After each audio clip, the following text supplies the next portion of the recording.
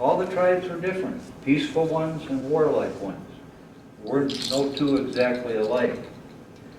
And we didn't all live in teepees. We lived in wigwams and hogans and wickiups and all different types of things. If you look at my coloring book that I created back on the table there, and we do sell those, you'll see lots of different types of lodgings of our tribes. Only one or two pages has any teepees on it. The teepee was the first mobile home in America. The people followed the buffalo herds and the antelope on the plains, and that's why the teepee was used. It could be easily put up and easily taken down. I started to show you this. I want to talk tonight about the tribes in Minnesota, especially in southern Minnesota. I've been asked to do that. And I also want to talk about the diversity of life. I think we have some representatives from the Diversity Council, don't we? Okay. Are you Marla? I'm D. Pardon? I'm D. Okay, you're D. Okay, Mara isn't here? I don't see it. Okay. All right. Anyway, this is something probably 20, 25 years ago. I think it was Pioneer Press in the Twin Cities called me up and said, would I do an article on the diversity of life? And they wanted to put it on their Sunday paper, the centerfold, the big version in the centerfold of the Sunday paper. So this is what I composed, the diversity of life, and they had it in the paper, and I reduced it into a print, and we do sell these. But this is all about the diversity of life, all summed up. You can look at it later if you want. I think I'll, before I continue, sing part of a song before I totally lose my voice.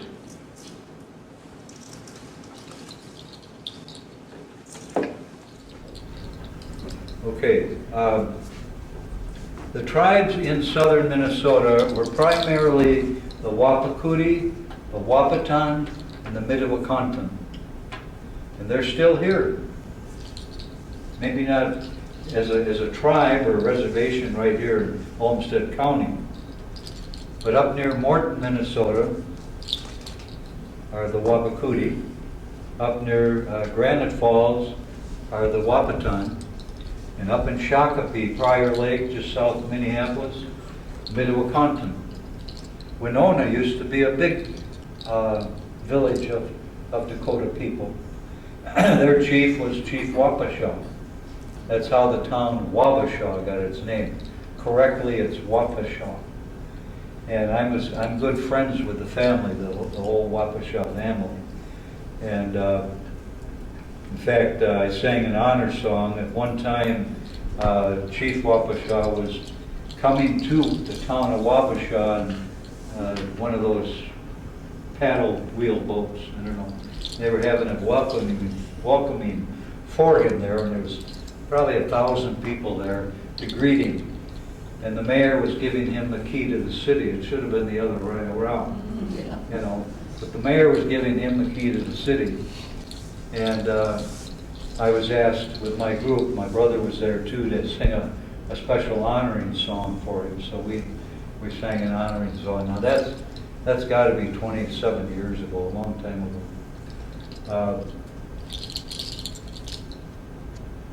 So that's part of the Mdewakanton people. Unfortunately, in 1862, there was a Dakota conflict, and people on the white side of the conflict were treated our people extremely bad, even up to the time. The reason there was a Dakota conflict, we were given little tiny pieces of land called reservations. All the land was taken from us in treaties, and we didn't understand what was going on. So we lost millions and millions of acres of land just for putting our X on a piece of paper. We didn't know what was going on. And then we were given a little tiny piece of land to live on and survive. We were given eventually equipment to do agriculture, but we weren't taught how to use them. We were promised by the government to get rations and food to survive, and it never came. The agent at Morton, at the Lower Sioux Reservation, back in 1862, when the people were complaining about they're starving, he said, "Oh, let them eat grass." By the end of that day, he was found dead with grass stuffed in his mouth. That's a true story. Because of that conflict in 1862, 38 of our people were hung. Biggest mass execution the United States ever had. 38 of our people were hung for defending ourselves, for fighting for our right to have the food that we were promised. We were hung. Within a year, 2 more were hung, and then Chief Little Crow was shot. So 38, 39, well, 38 plus 3.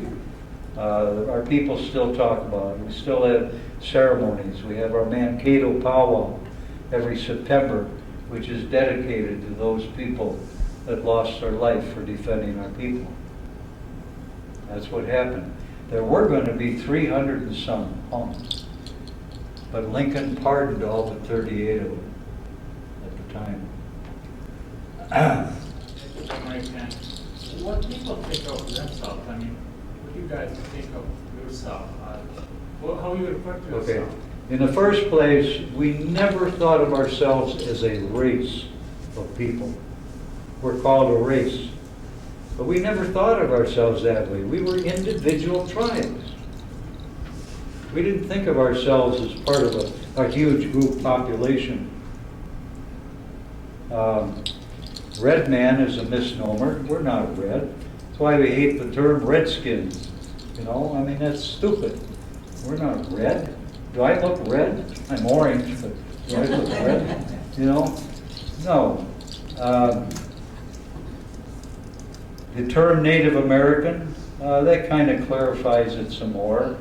The Wapakudi, the Lower Sioux Reservation, they prefer the term American Indian rather than Native American. It's your choice whether you want to call us American Indians or Native Americans. Sometimes we used to be called Amur Indians. There's all kinds of terms for us.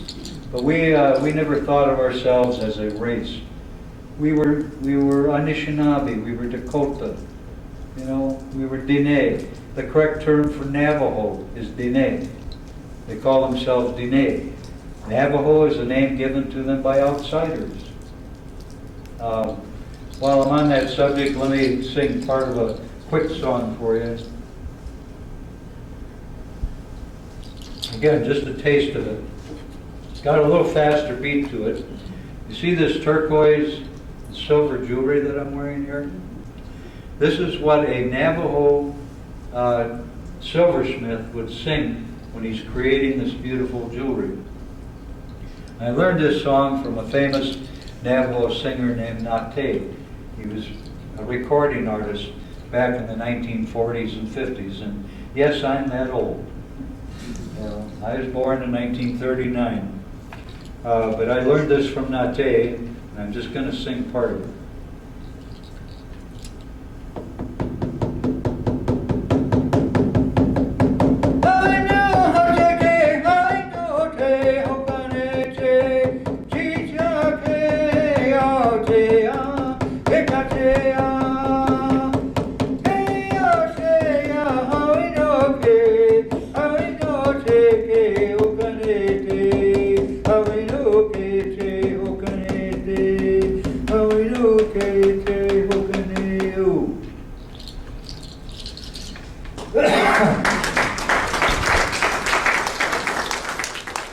And we had a powwow here, many different songs. Like I said, every tribe has a song for every occasion. You just name it, they got a song for it. Now you'll never see an Indian at a powwow pulling a songbook out of his back pocket and and saying, let's sing on page 10, let's sing hymn such and such. Everything is memorized. We don't have books, song books, or notes. It's all memorized. Everything is memorized. So you never see an Indian singer singing from a book. It's not what we do. It's all memorized. Thursday night before a powwow, we'll get around the drum and we'll practice for the powwow coming up, just like a church choir does. You know, we practice sometime during the week and get ready for the Sunday service, practice the songs. We do the same thing with our songs for the powwow coming up. Some powwows have 2 or 3 major drum groups. Some tribes, some of the powwows, there's 30 drums. The big powwow in Bismarck, North Dakota, they have at least 30 drums there.